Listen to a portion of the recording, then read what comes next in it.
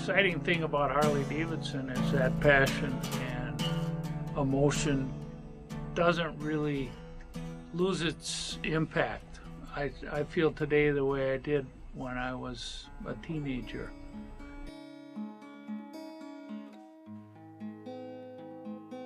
Our brand is the heartbeat of the company, and there's certain visuals and proportions that are Harley-Davidson.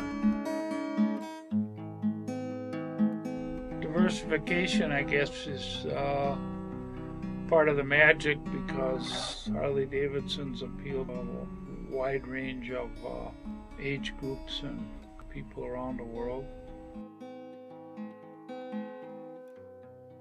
So we have a variety of design talents who have different perspectives on different motorcycles. That's very valuable for the variety of vehicles that we build. My history comes from cars. I got roped into cars from my dad. I think my dad was the mechanical side of the recipe, and my mom was the artistic side of the recipe, and she was a painter, and my dad was a hands-on guy. And I rode my first bike when I was 4. It was a JR50, and I rode it before I could even ride a pedal bike.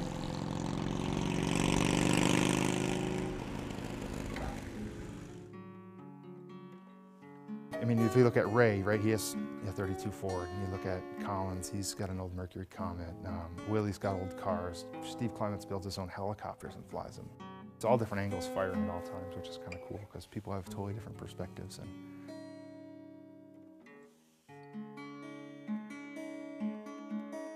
And my passion, that obviously comes from influences from hot rodding. I'd build a car and do a little bit, and then I'd sell it and get some money, and then I'd keep putting the money away, and then it was... I'm fortunate in that I share these interests with the people in the styling department who are hobbyists as well as experienced designers.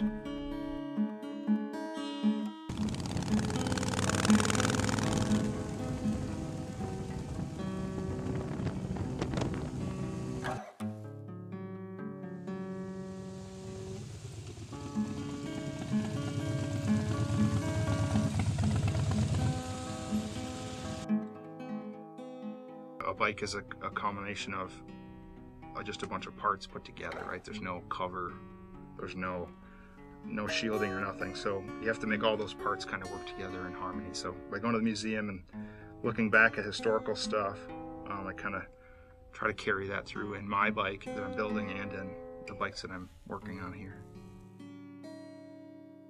It seems like for me, the more you strip off, the better, and that's one of the bases behind Blackline, is to view down to the bare bones and just strip off as much as you can and still make it legal. And when you're all done with this, all these bits and pieces, you got to have a beautiful sculpture going down the road that looks good, feels good, sounds good.